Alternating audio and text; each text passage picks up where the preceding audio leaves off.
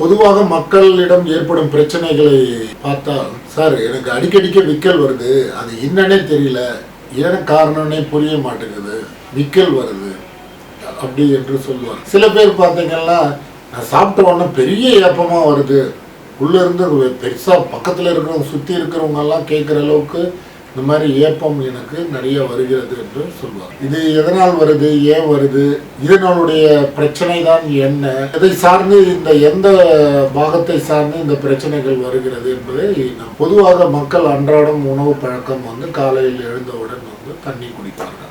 இது எப்படின்னு பார்த்தீங்கன்னா, உங்களுக்கு அந்த வாட்டர் வயிற்றுக்குள்ளே போன உடனே உங்களுக்கு பிரெயினுக்கு சிக்னல் கிடைக்கும். அதாவது வயிற்றில் ஒரு பொருள் இருக்கிறது.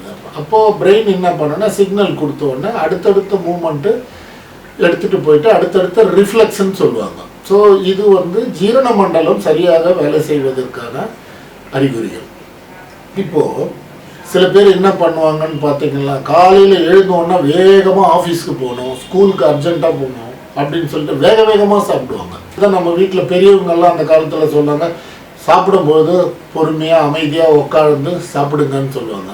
இன்றைய காலகட்டத்தில் ஒர்க்குக்கு கான்சன்ட்ரேஷன் அதிகமாக இருக்கிறதுனால வேக வேகமாக ஃபுட்டு எடுத்துகிட்டு அந்த சாப்பிடும் நேரத்தை தனியாக வகுக்காமல் இது போன்று நம்ம வேகமாக உணவு உட்கொள்ளும் பொழுது சில நேரத்தில் காற்றும் சேர்த்து விழுந்துடும். ஏன்னா நம்மளோட உடல் அமைப்பு பார்த்தீங்கன்னா, காற்றும் நம்ம உணவும் கிட்டத்தட்ட ஒரு காமனாக ஒரு பேசேஜில் போவோம். அப்புறமா தான் அது டிவைட் ஆகி காற்று தனி பேசேஜ்லையும் உணவு தனி பேசேஜ்லையும் போயிடும். அதுக்கு நடுவில் வால்வு மாதிரி சொல்லுவாங்க, கிளாட்டிஸ் அப்படின்றது ஒரு வால்வு மாதிரி சொல்லுவாங்க.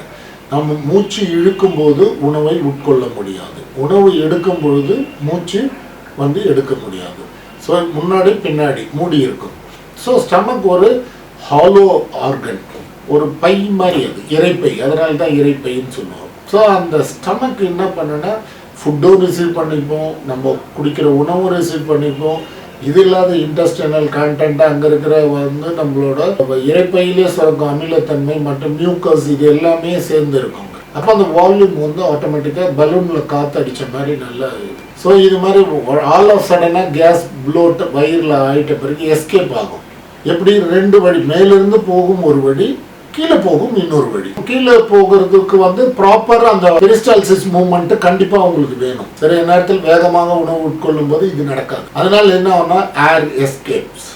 எப்படின்னா, வயிறில் இருக்கிற ஏர் வெளியில வரும். இப்போ வெளியில வரும்போது எப்படி வரும், ஒரு ஆலோ பலூன்லேருந்து நீங்கள் பலூன் ஊதிட்டு டக்குன்னு ஓப்பன் பண்ணால் பிஸ்ன்னு வரும் பார்த்தீங்களா? அதே போன்று தான் வயிறுலேருந்து வரும் காற்று அப்படி என்று தென்படும். அதாவது வயிற்றில் இருக்கும் காற்று வெளியே. இதை ஆங்கிலத்தில் மருத்துவத்தில் டிஸ்பெப்சியா என்று சொல்வார்கள். அதுதான் நம்ம ஏப்பம் என்று சொல்லுவோம். நிச்சயமாக இது எப்படின்னு பார்த்தீங்கன்னா, வேகமாக உணவு உட்கொள்ளுதல், வயிறு ஃபுல்லாக உணவு உட்கொள்ளுதல். நிறைய பேர் என்ன சொல்லுவாங்கன்னா, நான் நல்லா சாப்பிட்ட பிறகு 2 சோடா இது போன்ற இதெல்லாம் நான் குடித்தேன்னா வயிறு எனக்கு இந்த கார்பனேட்டட் ட்ரிங்க்ஸ் எல்லாம் குடித்தா வயிறு எல்லாம் ஃப்ரீ ஆகிடுது. அது ஒரு டெம்பரவரி சொல்யூஷன் தான். அந்த நேரத்துக்கு அது ரிலீஃப் ஆன மாதிரி இருக்குமே தவிர அதில் பல பிரச்சனைகள் உண்டாகும். Castro intestinal problem. ஸோ வயிறுக்கு போன உணவு கேஸ் வெளியிலே கொண்டு வந்துடும். வேகமாக உட்கொள்ளும் உணவோடு சேர்த்து காற்றும் உள்ளே போகும்போது இந்த காற்று எஸ்கேப் ஆகும். சில நேரங்களில் என்ன பண்ணோம்னா, நம்மளோட நெஞ்சக பகுதியும் வயிறு பகுதியும் பிரிப்பதற்கு டயஃப்ரம் என்று சொல்லுவாங்க. அது ஒரு மசில் ஷீட் மாதிரி, ஒரு போர்வை எப்படி இருக்குமோ அது மாதிரி தான் பிரிச்சிருக்கும். அந்த பொருள் இந்த பொருள் வெளியில் பிரித்து டிவைட் ஆகிடும். ஸோ ஒவ்வொரு நம்மளோட மூச்சு பயிற்சிக்கும் போது அந்த டயஃப்ரம் இறங்குறது, மேலே ஏறுறது, மேலே ஏறுறது, இந்த மாதிரி காற்று எஸ்கேப் ஆகி வெளியில் வரும்போது இந்த டயஃப்ரம் என்ன பண்ணுன்னா கண்ட்ராக்ட் ஆகும். கண்ட்ராக்ட்னா நார்மலாக அவங்களுக்கு அப்படியே டைட்டாக பிடிக்கும். அந்த மசில் டைட்டாக பிடிக்கும் பொழுது என்ன ஆகுனா, உங்களுக்கு அந்த மசிலோட கோஆர்டினேஷன் ஃபெயிலியர் ஆகி விக்கல் வர ஆரம்பிக்கும்.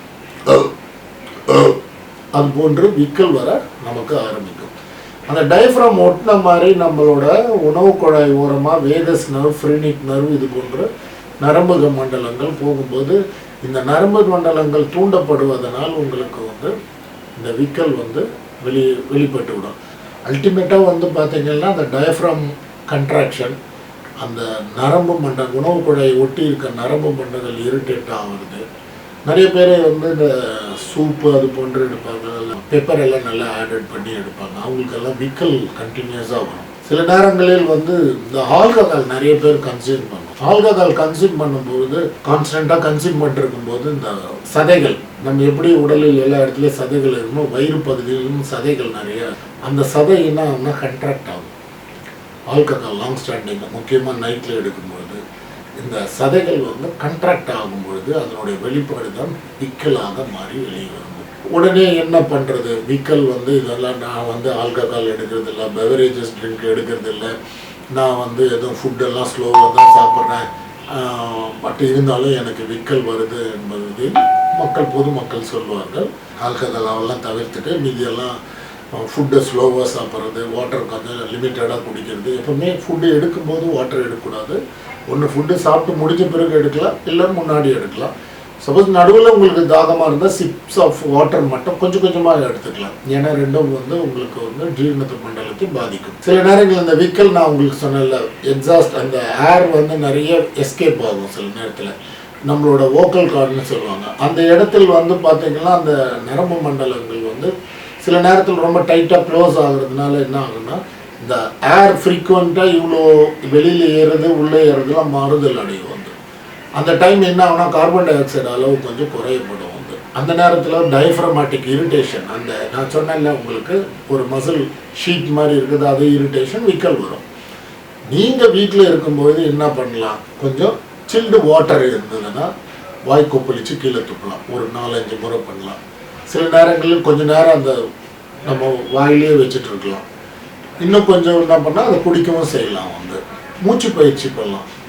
நம்ம வெளியில் விடுற காற்றை ஹோல்டு பண்ணுறது, ஜஸ்ட்டு மவுத்தையும் உங்கள் நாஸ்டிலும் உங்களால் தம் பிடிப்போன்னு சொல்லுவாங்க. இப்போ தண்ணி கடையில் எல்லாம் போகும்போது தம் எல்லாம் பிடிப்பாங்கன்னு சொல்லுவாங்கல்ல, அது மாதிரி நீங்கள் கொஞ்ச நேரம் நீங்கள் தம் பிடிக்கலாம். பிடிக்கும்போது கார்பன் டை ஆக்சைடு ரிட்டென்ஷன் அங்கே நடக்கும். இந்த ஃப்ரெனிக் நர்வ், வேகஸ் நர்வ், இந்த டயஃப்ரமேட்டிக் இரிட்டேஷன், கண்ட்ராக்ஷன் எல்லாத்தையும் வெகுவாக குறைக்கும். ஸோ ரிப்பீட்டடாக பண்ணணும். அந்த காலத்தில் பார்த்தீங்கன்னா விக்கல் வந்து பாட்டி வைத்தியம்னு சொல்லுவாங்க. திடீர்னு அதிர்ச்சிகரமாக ஒரு விஷயத்த சொன்னோன்னா டக்குன்னு விக்கல் நின்றுடுச்சுன்னு வந்து அதுக்கும் சயின்டிஃபிக் எவிடன்ஸ் இருக்குது. ஜஸ்ட்டு அப்படியே நடந்ததா அப்படின்னு நம்ம இருக்கும்போது அந்த ஷார்ட் மொமெண்ட்டில் நமக்கு அந்த காற்றை வெளிவிடுறத வந்து நம்ம ஸ்டாப் பிரெத் ஹோல்டிங் ஆகிடும். ஸோ அந்த டைமில் கார்பன் டை ஆக்சைடு ரிட்டென்ஷன் நடக்கும் பொழுது இதிலிருந்து நம்ம ப்ரிவெண்ட் ஆகிடும். மேலும் சில டிசீஸ் இருக்கும். யூஸ்வலாக கிட்னி ப்ராப்ளம் இருக்கிறவங்களுக்கு கொஞ்சம் பேருக்கு சொல்லுவாங்க விக்கல் வருது, அவங்களுக்கு அந்த வேரியேஷன்ஸ் எலக்ட்ரோலைட்ஸ் வேரியேஷன்ஸ் வரும்போதெல்லாம் வருதுன்றது.